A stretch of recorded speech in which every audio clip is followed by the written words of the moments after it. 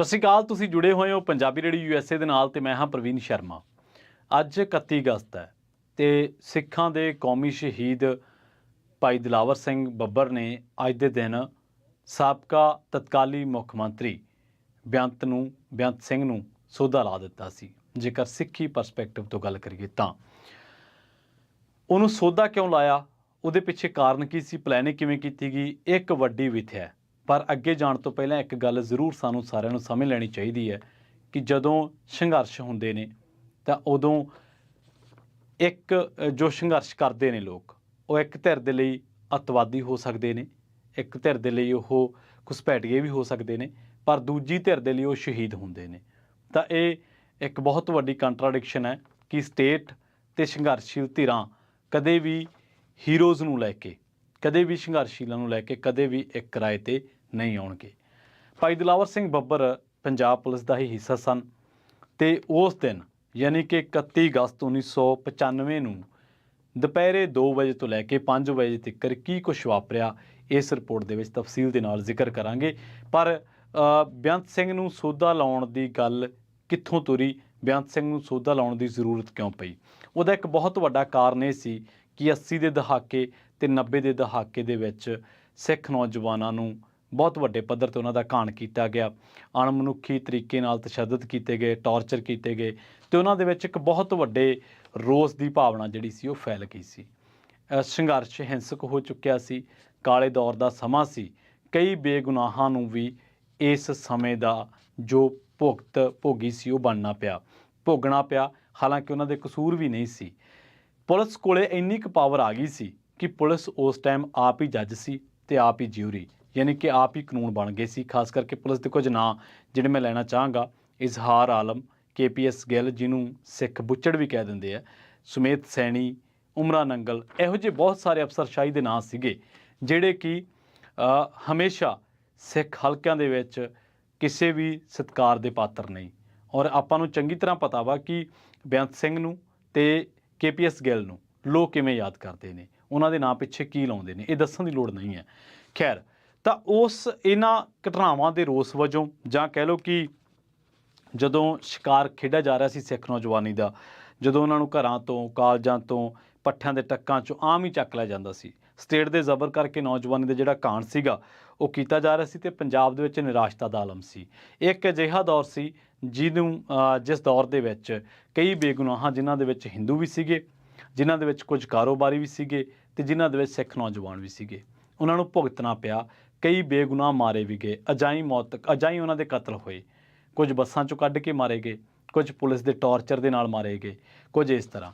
ਪਰ ਉਹ ਜਿਹੜਾ ਜ਼ਿੰਮਾ ਸੀ ਬੇਕਸੂਰ ਸਿੱਖ ਨੌਜਵਾਨਾਂ ਨੂੰ ਘਰਾਂ 'ਚੋਂ, ਪੱਠਿਆਂ ਦੇ ਟੱਕਾਂ 'ਚੋਂ ਜਾਂ ਹੋਰ ਕਾਲਜਾਂ 'ਚੋਂ, ਯੂਨੀਵਰਸਿਟੀਆਂ 'ਚੋਂ ਚੱਕ ਕੇ ਮਾਰਨ ਦਾ, ਅਣਮਨੁੱਖੀ ਤਸ਼ੱਦਦ ਕਰਨ ਦਾ, ਤਾਂ ਉਹ ਜਿਹੜਾ ਜ਼ਿਆਦਾ ਰੋਸਾ ਸੀ ਉਹ ਬੇਅੰਤ ਸਿੰਘ ਨੂੰ ਲੈ ਕੇ ਸੀ, KPS ਗਿੱਲ ਨੂੰ ਲੈ ਕੇ ਵੀ ਸੀ।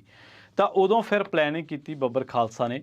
ਤਾਂ ਉਹਦੇ ਵਿੱਚ ਜਿਹੜੀ ਪਲੈਨਿੰਗ ਹੋਈ ਉਹਦੇ ਵਿੱਚ ਸੀਗੇ ਗੁਰਮੀਤ ਸਿੰਘ, ਲਖਵਿੰਦਰ ਸਿੰਘ, ਸ਼ਮਸ਼ੇਰ ਸਿੰਘ, ਜਗਤਾਰ ਸਿੰਘ ਤਾਰਾ ਅਤੇ ਜਗਤਾਰ ਸਿੰਘ ਹਵਾਰਾ, ਬਲਵੰਤ ਸਿੰਘ ਰਾਜੋਆਣਾ ਅਤੇ ਭਾਈ ਜਿਹੜੇ ਦਿਲਾਵਰ ਸਿੰਘ, ਸ਼ਹੀਦ ਭਾਈ ਦਿਲਾਵਰ ਸਿੰਘ।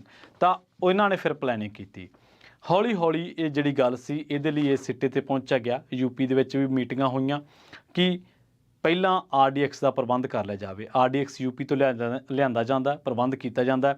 ਉਸ ਤੋਂ ਬਾਅਦ ਜਦੋਂ ਇਸ ਚੀਜ਼ ਦੀ ਜ਼ਰੂਰਤ ਮਹਿਸੂਸ ਹੋਈ ਕਿ RDX ਤਾਂ ਮਿਲ ਗਿਆ, ਉਸ ਤੋਂ ਬਾਅਦ ਫਿਰ ਅੰਬੈਸਡਰ ਕਾਰ ਦਾ ਪ੍ਰਬੰਧ ਕੀਤਾ ਗਿਆ। ਅੰਬੈਸਡਰ ਕਾਰ ਦਾ ਪ੍ਰਬੰਧ ਕਰਨ ਤੋਂ ਬਾਅਦ ਫਿਰ ਇਸ ਟੀਚੇ 'ਤੇ ਪਹੁੰਚਿਆ ਗਿਆ ਕਿ ਕਿਵੇਂ ਇਸ ਵਾਰਦਾਤ ਨੂੰ ਅੰਜਾਮ ਦਿੱਤਾ ਜਾਵੇ।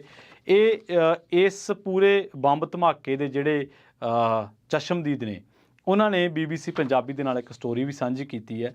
ਉਹ ਦੱਸਦੇ ਨੇ ਕਿ ਸਮਾਂ ਜਿਹੜਾ ਸੀਗਾ ਦਿਨ 31 ਅਗਸਤ 1995 ਸੀ, ਸ਼ਾਮ ਦੇ 5:05 ਸਨ। ਸਿਵਲ ਸਕੱਤਰੇਤ ਦੇ ਵਿੱਚ ਇੱਕ ਜ਼ੋਰਦਾਰ ਧਮਾਕਾ ਹੁੰਦਾ ਹੈ। ਇਸ ਬੰਬ ਧਮਾਕੇ ਦੇ ਵਿੱਚ ਤਤਕਾਲੀ ਮੁੱਖ ਮੰਤਰੀ ਬੇਅੰਤ ਸਿੰਘ ਦੇ ਸਮੇਤ 17 ਜਣੇ ਮਾਰੇ ਗਏ। ਇਸੇ ਧਮਾਕੇ 'ਚ ਭਾਈ ਦਿਲਾਵਰ ਸਿੰਘ ਵੀ ਸ਼ਹੀਦੀ ਪਾ ਗਏ। ਬੇਅੰਤ ਸਿੰਘ ਦੀ ਲਾਸ਼ ਪਛਾਣਨੀ ਇੰਨੀ ਕੁ ਔਖੀ ਹੋ ਗਈ ਸੀ ਕਿ OSD ਦਵਿੰਦਰ ਸਿੰਘ ਸਰੋਆ ਦੱਸਦੇ ਆ ਕਿ ਉਸ ਦੇ ਹੱਥ ਦੇ ਵਿੱਚ ਪਾਏ ਕੜੇ ਤੋਂ ਬੜੀ ਮੁਸ਼ਕਿਲ ਦੇ ਨਾਲ ਲਾਸ਼ ਦੀ ਪਛਾਣ ਹੋਈ ਸੀ। ਸਰੋਆ ਦੱਸਦੇ ਆ ਕਿ ਪੰਜਾਬ ਦੀ ਸਰਕਾਰੀ ਮਸ਼ੀਨਰੀ ਅਫਸਰਾਂ ਦੇ ਨਾਲ ਉੱਥੇ ਬੇਅੰਤ ਸਿੰਘ ਤੋਂ ਬਾਅਦ ਮੁੱਖ ਮੰਤਰੀ ਬਣਨ ਵਾਲੇ ਹਰਚਰਨ ਸਿੰਘ ਬਰਾੜ ਵੀ ਉਹਨਾਂ ਦੇ ਨਾਲ ਖੜੇ ਸੀ। ਕਈ ਵੈਬਸਾਈਟ 'ਤੇ ਜ਼ਿਕਰ ਆਉਂਦਾ ਹੈ ਕਿ 2 ਤੋਂ ਲੈ ਕੇ 5 ਵਜੇ ਤੱਕ ਭਾਈ ਦਿਲਾਵਰ ਸਿੰਘ ਬੇਅੰਤ ਸਿੰਘ ਦੇ ਬਾਹਰ ਆਉਣ ਦਾ ਇੰਤਜ਼ਾਰ ਕਰਦੇ ਰਹੇ। ਜਦੋਂ ਬਾਹਰ ਆਉਣ ਦਾ ਇੰਤਜ਼ਾਰ ਕਰਦੇ ਰਹੇ ਤਾਂ ਜਦੋਂ ਉਹ ਵੱਧਦੇ ਨੇ, ਬੇਅੰਤ ਸਿੰਘ ਦੀ ਕਾਰ ਜਦੋਂ ਤਾਕੀ ਲਾ ਕੇ ਵਿੱਚ ਬੈਠ ਜਾਂਦੇ ਨੇ, ਜਦੋਂ ਉਹ ਵੱਧਦੇ ਨੇ ਤਾਂ ਉੱਥੇ ਇੱਕ ਸੁਰੱਖਿਆ ਮੁਲਾਜ਼ਮ ਜਿਹੜਾ ਉਹਨਾਂ ਨੂੰ ਰੋਕਣ ਦੀ ਕੋਸ਼ਿਸ਼ ਕਰਦਾ ਜਾਂ ਆਵਾਜ਼ ਦਿੰਦਾ ਕਿ ਉਹ ਕੌਣ ਆ। ਜਦੋਂ ਕੌਣ ਕਹਿੰਦਾ ਉਸ ਤੋਂ ਪਹਿਲਾਂ ਹੀ ਭਾਈ ਦਿਲਾਵਰ ਸਿੰਘ ਜਿਹੜੇ ਆ ਉਹ ਬਟਨ ਨੱਪ ਦਿੰਦੇ ਨੇ ਤੇ ਧਮਾਕਾ ਹੁੰਦਾ ਇੱਕ ਜ਼ੋਰਦਾਰ, ਜਿਸ ਤੋਂ ਬਾਅਦ 17 ਜਣੇ ਬੇਅੰਤ ਸਿੰਘ ਦੇ ਸਮੇਤ ਜਿਹੜੇ ਆ ਉਹ ਮਾਰੇ ਜਾਂਦੇ ਨੇ ਇਸ ਧਮਾਕੇ ਦੇ ਵਿੱਚ। 2012 ਦੇ ਵਿੱਚ ਭਾਈ ਦਿਲਾਵਰ ਸਿੰਘ ਨੂੰ ਕੌਮੀ ਸ਼ਹੀਦ ਦਾ ਦਰਜਾ ਦਿੱਤਾ ਗਿਆ। ਸੋ ਰੋਸ ਵੱਡਾ ਇਹੀ ਸੀਗਾ ਕਿ ਪੁਲਿਸ ਅਧਿਕਾਰੀਆਂ ਦੇ ਖਿਲਾਫ, ਕਈਆਂ ਦੇ ਖਿਲਾਫ ਪੜਤਾਲਾਂ ਹੋਈਆਂ, ਕਈਆਂ ਨੂੰ ਸਜ਼ਾਵਾਂ ਵੀ ਜਿਹੜੀਆਂ ਭੁਗਤਣੀਆਂ ਪਈਆਂ। ਪਰ ਇਹ ਕਿਉਂ ਕਰਨਾ ਪਿਆ ਉਹਦਾ ਕਾਰਨ ਵੀ ਤੁਹਾਨੂੰ ਦੱਸ ਚੁੱਕੇ ਹਾਂ। ਇਹ ਵੀ ਤੁਹਾਨੂੰ ਦੱਸ ਚੁੱਕੇ ਹਾਂ ਕਿ ਇਹਦੀ ਪਲੈਨਿੰਗ ਕਿਵੇਂ ਹੋਈ, ਤੇ ਬਕਾਇਦਾ ਇਹ ਵੀ ਤੁਹਾਨੂੰ ਦੱਸ ਚੁੱਕੇ ਹਾਂ ਕਿ ਉਸ ਤੋਂ ਬਾਅਦ ਭਾਈ ਦਿਲਾਵਰ ਸਿੰਘ ਜਿਹੜੇ ਆ ਉਹਨਾਂ ਨੂੰ ਕੌਮੀ ਸ਼ਹੀਦ ਦਾ ਦਰਜਾ ਦਿੱਤਾ ਗਿਆ। ਸ਼ਹੀਦਾਂ ਦੇ ਵਿੱਚ ਉਹਨਾਂ ਨੂੰ ਇੱਕ ਬਹੁਤ ਵੱਡੇ ਸ਼ਹੀਦ ਦਾ ਦਰਜਾ ਕਾਰਨ ਸੀ ਕਿ ਬੇਅੰਤ ਸਿੰਘ ਨਾਲ, ਉਸ ਦੀ ਸਰਕਾਰ ਦੇ ਨਾਲ ਉਸ ਦਾ ਬਹੁਤ ਵੱਡਾ ਰੋਸਾ। ਬੇਅੰਤ ਸਿੰਘ 1992 ਦੇ ਵਿੱਚ ਮੁੱਖ ਮੰਤਰੀ ਬਣਿਆ ਸੀ ਜਦੋਂ ਕਿ ਚੋਣਾਂ ਦਾ ਬਾਈਕਾਟ ਸੀ। ਉਦੋਂ ਉਸ ਤੋਂ ਬਾਅਦ ਫਿਰ ਇਸ ਸਰਕਾਰ ਉੱਤੇ ਬਹੁਤ ਵੱਡੇ ਪੱਧਰ 'ਤੇ ਝੂਠੇ ਪੁਲਿਸ ਮੁਕਾਬਲੇ ਬਣਾਉਣ ਤੇ ਮਨੁੱਖੀ ਅਧਿਕਾਰਾਂ ਦੇ ਉਲੰਘਣਾ ਕਰਨ ਦੇ ਜਿਹੜੇ ਆ ਦੋਸ਼ ਹੈ ਉਹ ਲੱਗਦੇ ਰਹੇ। ਤੇ ਭਾਈ ਦਿਲਾਵਰ ਸਿੰਘ ਤੇ ਭਾਈ ਬਲਵੰਤ ਸਿੰਘ ਰਾਜੋਆਣਾ, ਜੇ ਮੈਂ ਗਲਤ ਨਾ ਹੋਵਾਂ ਤਾਂ ਖੁਦ ਉਹ ਪੰਜਾਬ ਪੁਲਿਸ ਦਾ ਹਿੱਸਾ ਸਨ, ਪਰ ਪੰਜਾਬ ਪੁਲਿਸ ਦੀਆਂ ਇਹਨਾਂ ਕਾਰਵਾਈਆਂ ਕਰਕੇ ਉਹ ਸਹਿਮਤ ਨਹੀਂ ਸਨ। ਸੋ ਇਹ ਕਾਰਨ ਬਣਿਆ ਸੀ ਤੇ ਉਸ ਤੋਂ ਬਾਅਦ ਭਾਈ ਦਿਲਾਵਰ ਸਿੰਘ ਨੂੰ ਕੌਮੀ ਸ਼ਹੀਦ ਦਾ ਦਰਜਾ ਜਿਹੜਾ ਉਹ ਦਿੱਤਾ ਗਿਆ ਸੀ। ਕੁਝ ਵੈਬਸਾਈਟਸ ਇਹ ਦੱਸਦੀਆਂ ਨੇ ਕਿ ਉਹਨਾਂ ਦਾ ਪਿੰਡ ਜੈ ਸਿੰਘ ਵਾਲਾ ਸੀ ਤੇ ਉਹਨਾਂ ਦੇ 2 ਭਰਾ ਸਨ।